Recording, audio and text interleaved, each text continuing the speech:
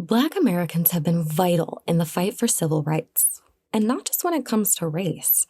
Numerous Black queer activists have fought for decades to secure equal rights for the LGBTQ community, yet their names are often left out of our history books. I'm Cheyenne Daniels, race and politics reporter for The Hill, and this is The Switch Up. Today, we're going to examine the stories of some of our Black queer activists. Who were they? What did they do? And who are the activists we should know today? Just a warning, today's episode will talk about suicide, mental health, and sexual assault. Please listen cautiously. If you or someone you know are looking for support, contact the Suicide and Crisis Hotline at 988. Before we get into the history of our Black queer activists, we have to look at why we're talking about this today. Yes, it's Pride Month, but more than that, queer history and identity has become a defining political issue in recent years. This year especially, Black queer activists have begun to receive more attention, particularly after Florida Governor Ron DeSantis forbade an advanced placement African American studies course from running in public schools in his state. One of his arguments was that queer history and Black history had no connection. So when I heard it didn't meet the standards, I figured, yeah, they may be doing serious. It's way more than that. This course on Black history, what's one of the lessons about? Queer theory. Now, who would say that an important part of Black history is queer theory? That is somebody pushing an agenda on our kids. DeSantis' words immediately sparked backlash from groups like the NAACP, the Human Rights Campaign, and the National Black Justice Coalition, a civil rights organization dedicated to the empowerment of the Black LGBTQ+ community. What the governor said was absolutely just stupid, because that's just not the case. And what they did with the AP exam is they politicized something that really wasn't an issue. And it showed their deep ignorance around the lack of queer history and its interconnectedness to Black history. For example, teaching these items have not created any type of hostile environment. It hasn't shot up any schools. It hasn't done any of the things that we're having issues with. These pieces of literature and these figures in history haven't done anything to that regard. And so it really just shows the deep ignorance of many of these folks, and that they are willing to go at nothing to make issues out of non-issues. Mm-hmm. Yeah, and make us villains, honestly. And it's creating a real hostile, violent environment in many of these states. That's Leslie Hall, director of the Human Rights Campaign's HBCU program. We'll hear more from him later, but first, The Hill's Brooke Migdon is here to help us understand just how widespread some of this rhetoric and subsequent legislation is.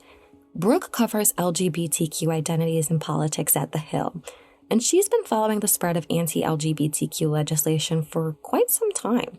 But she really noticed that it began to pick up in 2020. According to the ACLU, we had maybe less than 100 state bills targeting the LGBTQ community, somewhere around 80, 85.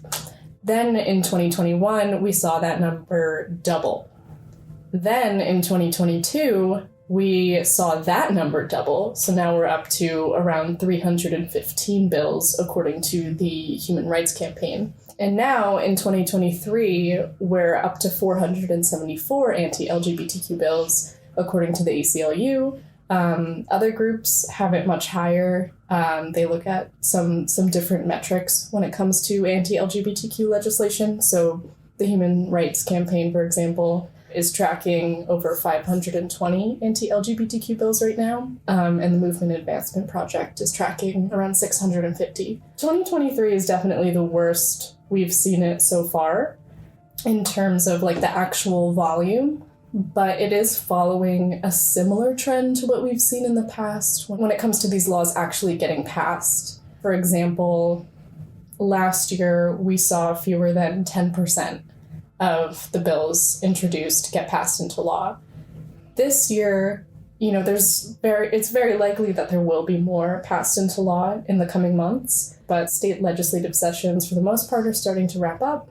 And we've seen around 48 bills become law, which is just over 10%. Many of these bills focus on school curriculums, limiting discussions about both sexual orientation and gender identity in classrooms, such as Florida's parental rights and education law, which critics dubbed the Don't Say Gay law. But just over half of these bills specifically target transgender people. Those bills limit access to gender-affirming healthcare, despite most major medical organizations saying these services are medically necessary and often life-saving.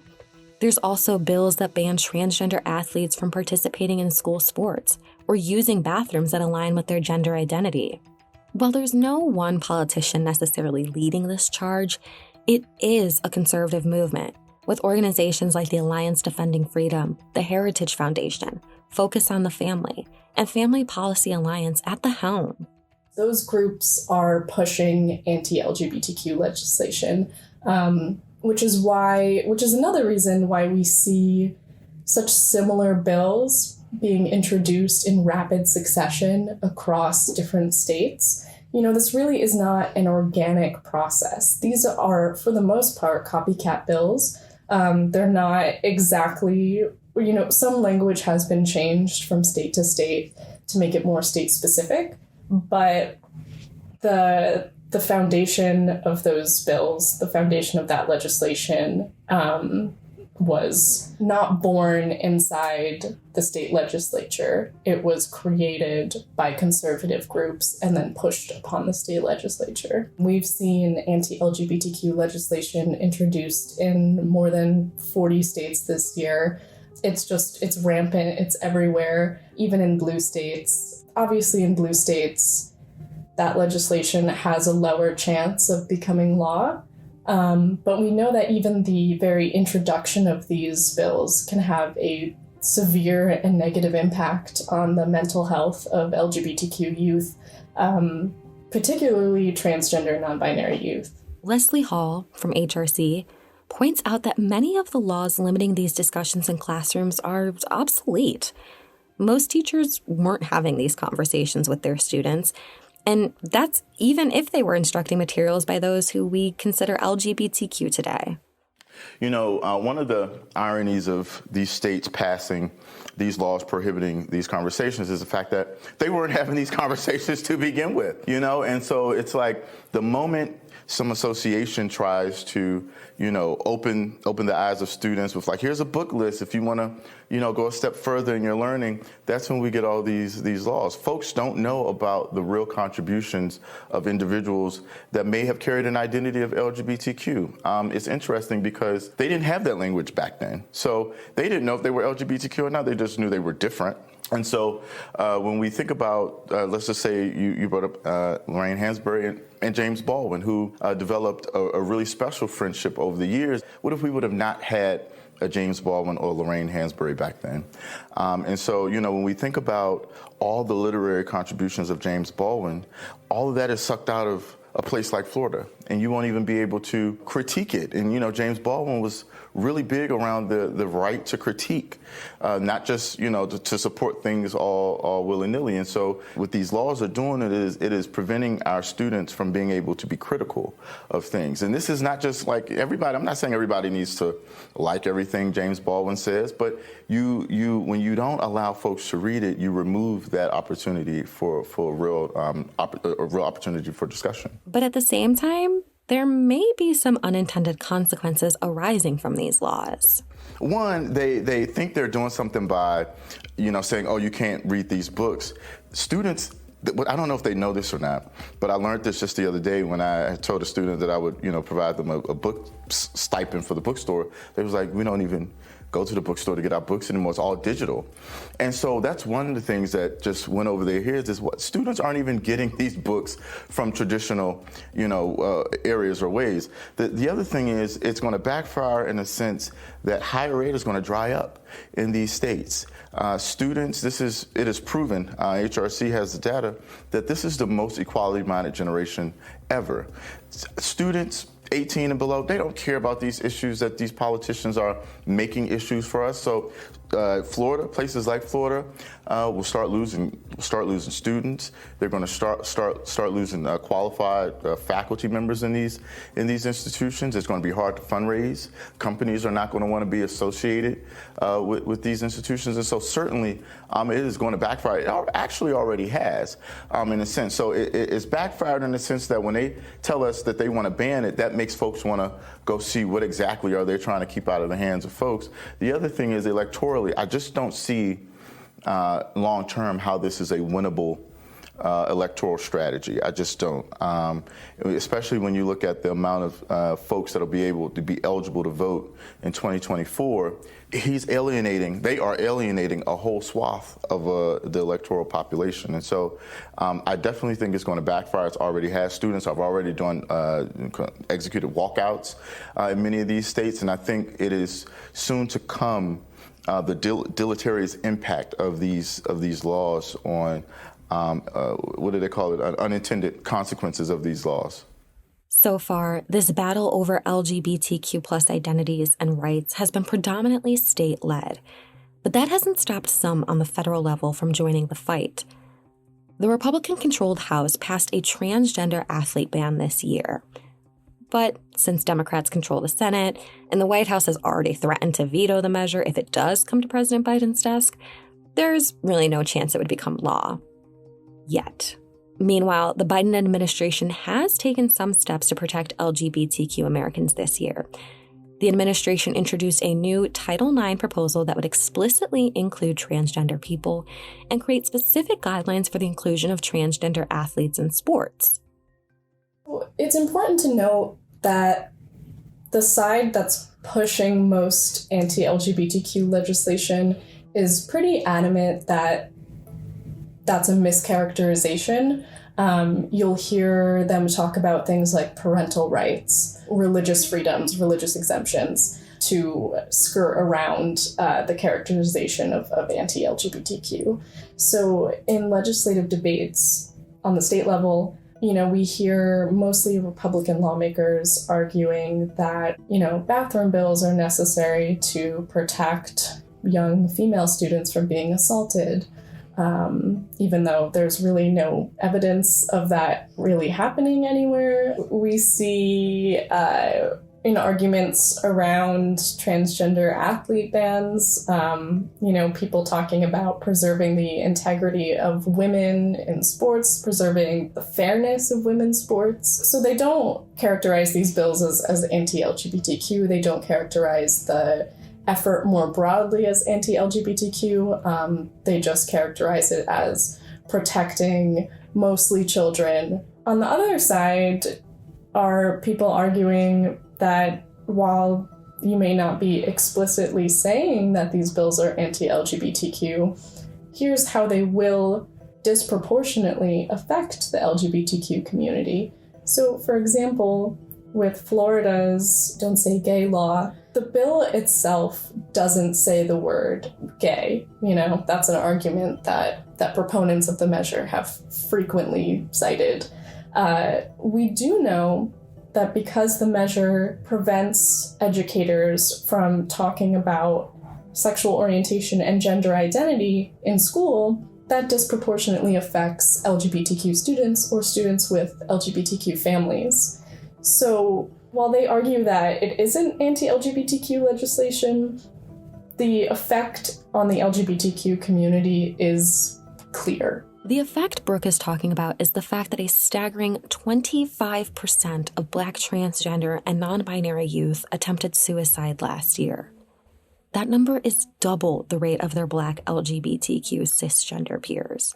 Black transgender and non-binary youth are also more likely to report experiencing higher rates of victimization, including discrimination, threats of violence, physical attacks, and attempts from others to change their sexual orientation or gender identity. Yeah, those are the consequences of the kind of violence that we've been talking about. The violence of erasure, the epistemological violence, the violence of saying that your experience, not only does your experience not matter, but the models that you should have access to in order to help you make sense of your experience and give you some hope and possibilities and actually serve as a form of healing, we're going to get rid of that. That's Dr. Marlon M. Bailey, a Black queer theorist and critical performance ethnographer who studies Black LGBTQ cultural formations, sexual health, and HIV/AIDS prevention. Today, he's professor of African and African American Studies in Women, Gender, and Sexuality Studies at Washington University in St. Louis. For Marlon, learning about Black queer figures and activists was literally life-saving. I can remember in high school, my first grappling with one of the earliest parts of my life, or grappling with my sexuality, was Go Tell It on the Mountain by James Baldwin. I read this in high school from cover to cover. I think it was the first book that I read from cover to cover. And then I began to learn about Audre Lorde and Bayard Rustin and a whole range of people who were models for me and helped me see that my experience was a legitimate experience, and that there were people who were Black like me who were fighting for our narratives and our stories to be told, and basically for our existence and our lives to be recognized. And I think that's what's at stake here. Reading James Baldwin and reading other materials during that time, it saved my life. And so I can see the consequences of what happens when you are a young person and you are dealing with sexuality, with your sexuality, or also your gender, and you're not in a supportive community of origin, and so you often don't feel like you have anybody. And knowledge can be a source of savior. It can be a source of healing. It can be a source of courage, possibilities. It can be a life source. This becomes extremely important when so much of the historical retelling of LGBT activism and liberation is not only overrepresented as white, but oversaturated with stories of white men. A lot of telling of history, telling of LGBT rights and progress toward liberation, it's constantly being told as a white queer narrative, as opposed to a Black and brown and indigenous narrative that is more accurate to what contributions that Black LGBTQ people have played. From writers like Lorraine Hansberry, author of A Raisin in the Sun, and James Baldwin, whose Giovanni's Room remains one of my personal favorite novels, to politicians like Andrea Jenkins, the first openly transgender Black woman elected to public office in the U.S., the list of Black queer activists and history makers is not only lengthy, but it spans decades. For David Johns, director of NBJC, one of these figures who was revolutionary in the fight for equal rights was none other than Marsha P. Johnson. Marsha P. Johnson is a Black woman. We refer to her now as a Black trans woman. She referred to herself not using that term. She used a term that I will not use because it is no longer in vogue. But she referred to herself often as a Black drag queen. And she is an organizer and an activist, and she is responsible for the Stonewall Rebellion. The Stonewall Rebellion is something that is often erased, but there would not be a Pride Month recognition, there would not be Pride marches, there would not be Pride moments, and there might not even be the LGBTQ movement as we know it if it were not for Marsha P. Johnson. Marsha P. Johnson was born on August 24th, 1945, the fifth of 7 children born to Malcolm Michael Sr. and Alberta Clybourne. At the young age of 5, Johnson began wearing dresses, but she was bullied and sexually assaulted at the hands of a 13-year-old boy, and it stopped her from showing her true identity for some time. I was young, but But I was young and naive when I started wearing dresses at 5 years old. And I stopped for a long time because the boys next door used to try and get fresh with me, try and have sex. Immediately after graduating from high school, Johnson moved to New York City, where she adopted her full name, Marsha P. Johnson. The P, she said, stood for Pay It No Mind. She made friends with Sylvia Rivera, a Puerto Rican transgender girl, and the two became instant friends. The 17-year-old Johnson became something of a maternal figure to the 11-year-old Rivera. But living in New York was hard. Discriminatory laws persisted, and Johnson found herself forced into sex work as she looked for stable living conditions. She lived in New York City at a time when policies were designed to terrorize us. It was legal for shop owners to discriminate against people who they believe were, quote, homosexual. There were rules governing the pants that women were expected or are not expected to wear. And so this meant that people seeking safe space would often congregate in particular places, which exposed them to additional violence when the police would raid places like the Stonewall Inn. And in this particular instance, when police were attempting to take advantage of already marginalized people, Marsha P. Johnson was one of the people that said, no, not today. And her actions, along with others in that moment, led to a week of resistance, which we refer to now as a Stonewall resistance. And she, along with her good girlfriend, Sylvia Rivera, started STAR, Street Transvestites, Activist Revolutionaries, an organization that was early in the LGBTQ movement in centering the rights of children, LGBTQIA+ children, many of whom had been kicked out of their homes, denied access to education and opportunity. And the work of Marsha and Sylvia continues to be important when we think about the targeting of trans folks and the disproportionate impact that legislation and legal and social efforts to commit genocide against trans folks have on Black trans women and girls in particular. The second activist we should be aware of, David said, is a man by the name of Bayard Rustin. And lately, Rustin has been getting a lot of attention. See, Rustin was one of the masterminds behind the March on Washington for Jobs and Freedom. You know, the one where Reverend Dr. Martin Luther King Jr. delivered his I Have a Dream speech. That one day, this nation will rise up and live out the true meaning of its creed. We hold these truths to be self-evident, that all men are created equal. Rustin was born on March 17, 1912, and was one of 12 children raised by his grandparents.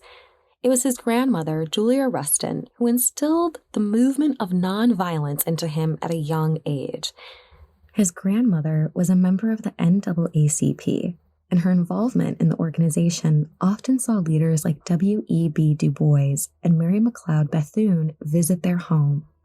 It is impossible to talk about the civil rights movement, the March on Washington, or the leadership of Dr. Martin Luther King without naming Bayard Rustin, who was literally the architect of many of those movement moments. Bayard is a Black man who identified as homosexual, who was arrested for engaging in homosexual intimacy, what was once legally defined as sodomy. Again, an example of how policies are used to as weapons against us. But Bayard Rustin is someone who traveled the globe learning principles of nonviolent organizing, as well as cross-cultural coalitions and movement building. He took lessons he learned around the world and in Europe and Africa in particular, and taught them to Dr. King and helped to inform things that are often celebrated, but that are not acknowledged as resulting from his leadership simply because of his identity. And so I think it's really important that in June and February, when these two moments that are very much married, but are often thought about as separate, reflect the contributions made by Brother Rustin and Sister Marsha. But there are others whose names don't come up as often. For Leslie, that's Dr. Elaine Locke. Being a student at Howard, I learned so much about Dr. Alain Locke, and he was the first Black Rhodes Scholar and was a storied, philosophy professor at Howard University. He was also openly gay. He was a mentor to Langston Hughes and so many other literary folks that we read today. And he's also credited with being the father of the Harlem Renaissance. And he considered that Black people needed to make their artistic contributions in the world, and that can be also a sword against so many of the violent, injustices that was happening of the day. So Alain Locke is someone that is typically not always talked about, but he's someone that I really, get a lot of inspiration from. But not all of the history makers are no longer here. A new generation of activists and advocates are still pushing the fight for equality and equity forward. And one of them is none other than Representative Maxwell Frost. A progressive from Florida, Frost made history in 2022 when he became the first member of Gen Z elected to Congress. My name is Maxwell Frost, and I'm going to be the first Generation Z member of the United States Congress. We made history! This story is really inspirational, and it really kind of bridges this divide between, the politicians of Joe Biden's era, and now we have a Gen Z, the first Gen Z person in Congress. But he's just so good, and it's not the typical, I think, 25-year-old you would see and you would expect to see in Congress, but he is very sharp on the issues and very serious about making the lives of his constituents better.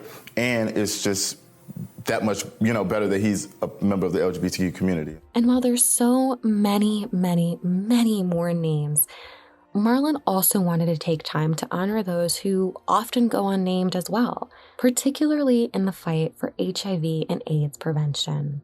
I think particularly those activists who, Black queer activists who sounded the alarm around HIV and AIDS and the disproportionate impact that it was having on Black gay men, Black women, and Black queer people in general, before there was a public discourse about it. I remember during the 80s and early 90s, Black folks were really, really catching hell with HIV and AIDS, and the prevention models were really targeting white gay men, and the focus was really white gay populations. And there's still a lot of that going on now. And so I'm thinking of people like Essex Hemphill and Asato Saint, Joe Bean, Melvin Dixon. Audre Lorde was doing a lot of activism around HIV prevention, and really sounding the alarm around the way that Black gay men were being, our experiences were not being captured. Today, a host of organizations exist to carry the legacy of these icons forward. The Counter Narrative Project, the HIV Prevention Institution, the Marsha P. Johnson Institute, along with NBJC and HRC, of course, are just a few of these organizations. And despite the fight ahead of us, there's still hope. What gives me hope is just young people, students, even, younger than me, and I'm not even, that old yet, but it's like the students that are, 23 and under, they are so unapologetic about what they want, what they need in terms of resources and the type of society that they want to live in. It will get better. It's tight now, but what Martin Luther King said, the moral arc of the universe is long, but it always bends towards justice. So that's what gives me hope. I'm your host, Cheyenne Daniels, race and politics reporter for The Hill. And from all of us at The Hill, thanks for listening to this episode of The Switch Up. We'll have more episodes delving into the intersection of race and politics soon, so be sure to follow The Hill at THEHILL on all social media for future updates, including episode drops and articles. This episode of The Switch Up was edited and produced by Christian Carter with help from Julie Slattery, Lisa Williams, and Cynthia Rutt. Special thanks to Jared Keller of the Human Rights Campaign.